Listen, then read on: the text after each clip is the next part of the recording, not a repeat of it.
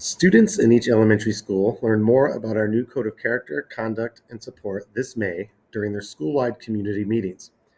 We are sharing this presentation in hopes that you, as parents and caregivers, can continue the conversation at home to strengthen the home-school connection. As we close out this first year in the implementation of our new code, we appreciate your partnership and look forward to next school year. We will continue our growth as a district to reach goals outlined in the code. Here, we summarize our goals in student-friendly language. We want our students to develop their character, take ownership for their behavior, provide support for all who need it, and ensure that our school is a shared space where we can learn together. This month, we continued the important discussion about the rights and responsibilities listed in the code. There are students, parents and caregivers, and staff rights and responsibilities. We define a right as a protection that belongs to each member of our school community. A responsibility is something that you must do so others feel safe and are able to think and learn. To review all the rights and responsibilities in the code, click on the Rights and Responsibilities excerpt linked in the SMORE. Students learned about the voice and choice rights and responsibilities. They practiced what it sounds like to respectfully express what they think and feel. We can use our social emotional learning curriculum as an example of how to do this. We teach through our zones of regulation curriculum that anger is a feeling that we all have. Through our curriculum, students learn how to manage and express those big feelings in predictable and safe ways, like using a calm down tool or having a drink of water.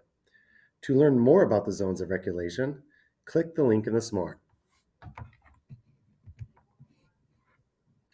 We then reminded students about the positive mindsets that are listed in the code. Within each of our community meetings, we have drawn attention to those mindsets in order to have students practice them. This mindset is so very important to us in Framingham. We believe that everyone makes mistakes and that everyone can learn from them. This helps pave the way to our new approach to student discipline and support. Framingham schools are changing their disciplinary practices to build an accountable and restorative school culture. We define this new approach in our code with the following language. An accountable consequence is a disciplinary response that is a direct result of a student's unskillful, inappropriate, or unacceptable behavior. It signals that adults are concerned about the student's behavior and alerts the students that they are accountable for their actions. A restorative support or intervention is a response that engages a student in a learning process that empowers them to repair relationships and the harm they have done to others, restore their good standing in the community, learn skills and target behaviors to improve their self-awareness, self-management, and social and academic efficacy.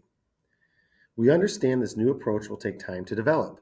However, as we all learn how to provide restorative supports and interventions, we believe our students will develop their own agency and build skills through our social emotional learning and life competencies. For more information on what our social emotional learning and life competencies are, click the link in the SMORE. Students love when we use clips from some of their favorite movies to help them understand these complex social emotional and behavioral topics. Students watched this clip from Moana as an introduction to one of our new supports, Restorative Conversations.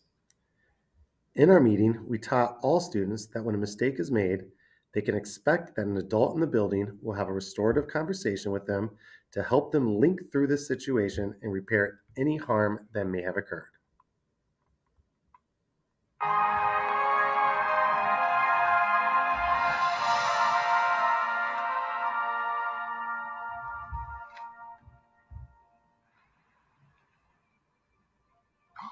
Tafiti! Hey, how you been? Look, what I did was wrong. I have no excuse. I'm sorry.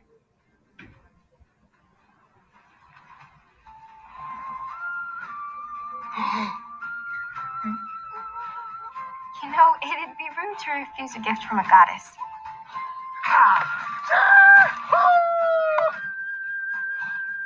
Thank you. Your kind gesture is deeply appreciated. Choo-choo.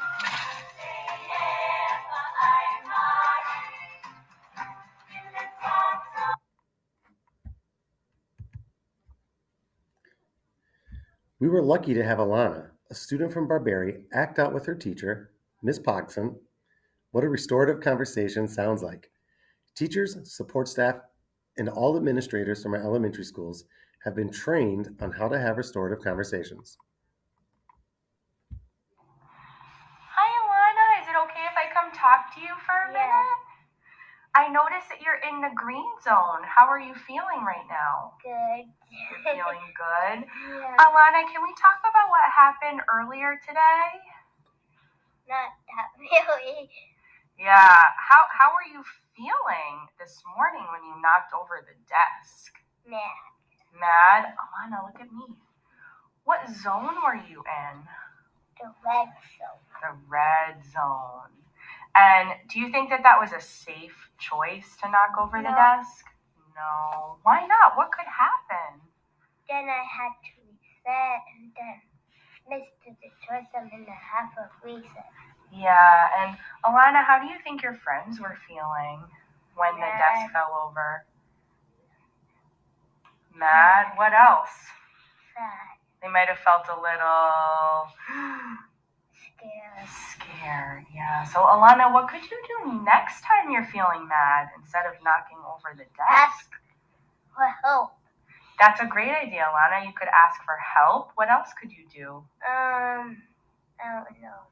Where could you go in the classroom? Tune-up area. To the tune-up or the reset station, or you could take... A deep breath. Exactly. Yeah. Alana, do you feel like you're still in the green zone? Yeah. Yeah, you look like you're ready to rock and have a great afternoon. Are you ready to get back to learning time? Yeah. Yeah. Okay. Awesome job, Alana. Let's do it.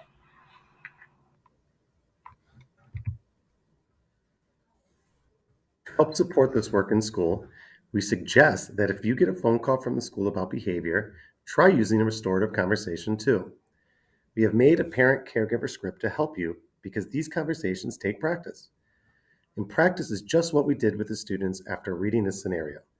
We brought students through the 5 steps of restorative conversation so the conversation is familiar and predictable.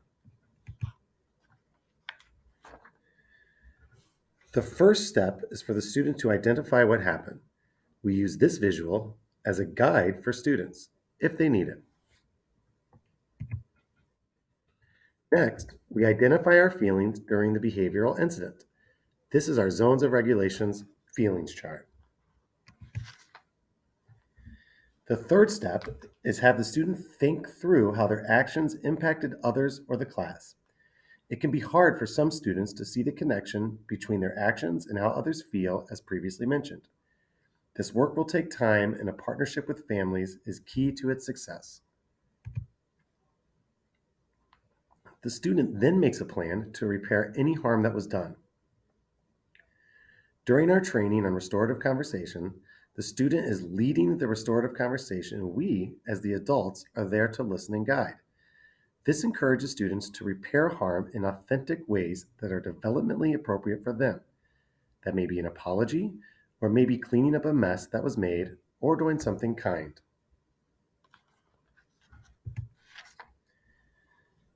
This last question allows the student to ask for support and help if they need it. This is an important step in teaching to advocate for themselves. We ended our meeting by reminding everyone that restorative conversations are one way we are working towards the goals in the code. So again, we are asking for your support and partnership to teach all students how to have a restorative conversation. The social emotional skills such as taking ownership, identifying feelings, and self-advocacy are truly life skills we are working to teach. Please reach out to the Department of Health and Wellness with any questions. Thank you.